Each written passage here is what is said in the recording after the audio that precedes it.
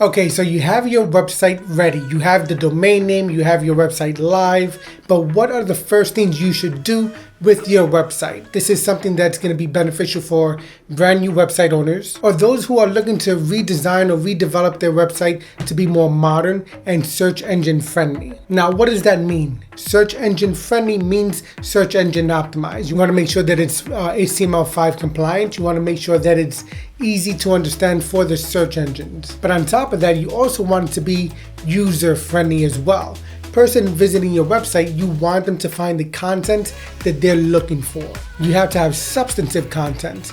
So the first things you should do is make sure your website is primed for the search engines and the users. You have to create your about pages, your services pages, your features pages, your contact page. That's very important to do. You should identify the main pages for your particular type of website and make sure you have those properly formatted and the right language on those pages. They should also be substantive because you want to make sure that you're providing tremendous value to the users and also something for the search engines to grab onto. All right, so besides your pages, you should also start blogging. Blogging is one of the best ways to get started with your website. It's a good way for you to generate high quality content that's chronologically based. And with blogs, you can have it separated based on categories and tags. Now, maybe you already know about all this, maybe you're brand new to all this, but basically it's how you categorize your website.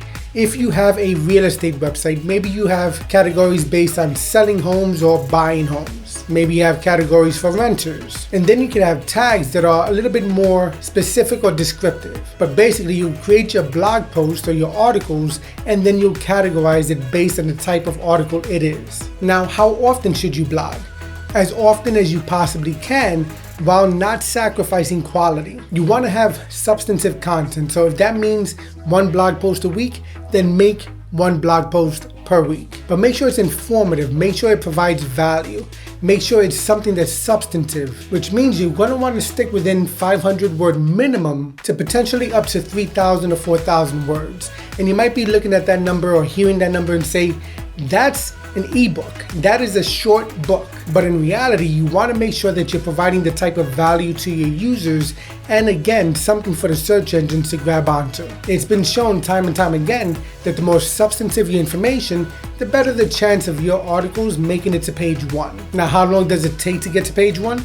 That takes time. It's not going to happen overnight, especially for a brand new website. But if you do your job right, it can get there within a matter of months. Sometimes faster if you're generating the type of content that gets shared a lot. And that means you have to have your articles and your blog posts and your pages ready to share on social media. And what that really means is the social share icons either on the side or the bottom or the top of the website or web page itself. Make it easy for people to share your content with their followers and their subscribers and their network on other social sites. Now, if you're going to be a blogger, maybe you're going to be a daily blogger. That means you're creating a lot of content. And even then, that just means maybe 365 articles per year. Now, if you're doing this, you're going to want to make sure that you're highly categorized and sticking to within about 5 to 10 categories. Very specific towards specific niche or specific segment of your niche. Now, you don't want to just create the content. You also want to make it easy for you to generate leads or generate connections.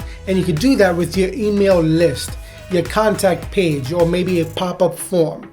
If a person's looking to exit your website, have an exit intent type pop-up where it asks them to subscribe to your website. Or maybe it asks them to share your articles somewhere on social media. Developing your list is one of the main things you should focus on with your website because the power and the money is within your list. Especially in the early days where you're not going to be found on page 1, you want to grab as many contacts as you can so that way you can send them any new articles you may have written within the past day or so. Now, key thing, do not spam people. You don't want to send them more than one email maybe a week. So if you're writing one article a week, then perfect. If you're writing more than one article a week, then maybe send them one email in the middle of the week and one at the end with a recap of all your articles you've written. So in essence, you have a website. What you need to do with it is make sure you have valuable content on it. Besides that, you also need to make sure your website's secure. Fortunately, with platforms like WordPress and Drupal and Joomla and others, there's security plugins or modules that you can utilize to secure your website. You also want to make sure that your website's optimized. This includes the images on your website. This includes the caching of your pages and your files that you're utilizing on your site. Why does cache or optimization matter? Because speed matters. Page load time matters. It is a search engine ranking factor, and Google has made it known that they want websites to load fast, especially since people are viewing your website most likely on a mobile device. Right now 4G LTE is prevalent, but 5G is right around the corner. That being said, the faster your website loads, the better it will perform potentially within the search engines. I say potentially because there's over 200 plus ranking factors that Google and other search engines use when determining what pages will make it to the top 10 list in the search engines, or the top 10 links on the first page. And the more content you create, the better chance you have of making it on the top 10 or on page 1. And in reality, not many people go to page 2, and even fewer people go to page 3. So you have your website, you're creating your content, you have your pages set up, you're optimizing your website, you're securing your website. What else can you do?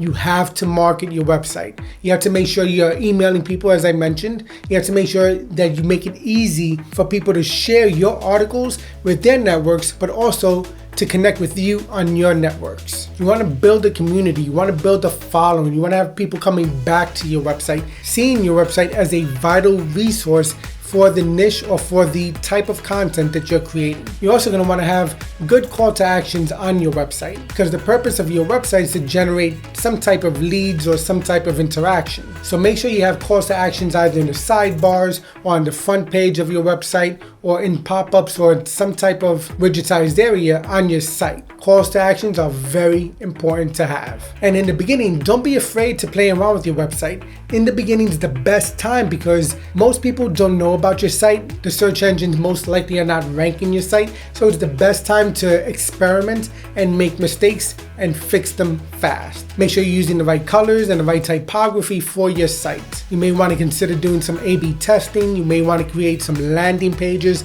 that are very narrow and focused on the type of information you want to present at that point in time. Most often to create a call to action or to convert someone to do a specific task. So categorize and tag your articles. Make sure they're following a specific format. Try to see how you can experiment and keep people on your website by providing them additional information that's relevant to the search that got them to your site. Wait, side note over here. Build it and they will come, right? That is a quote that you've heard in the past, that if you build something, people will naturally come to it.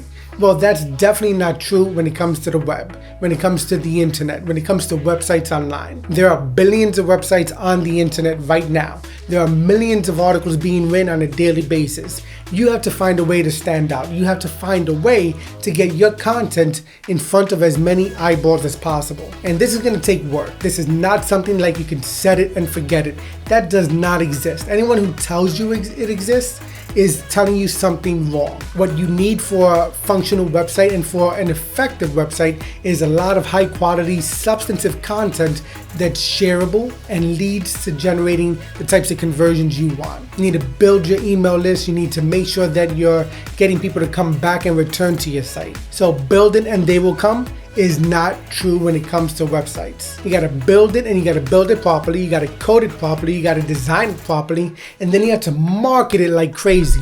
You have to get it in front of as many people as possible. You have to share it on Facebook, LinkedIn, Google+.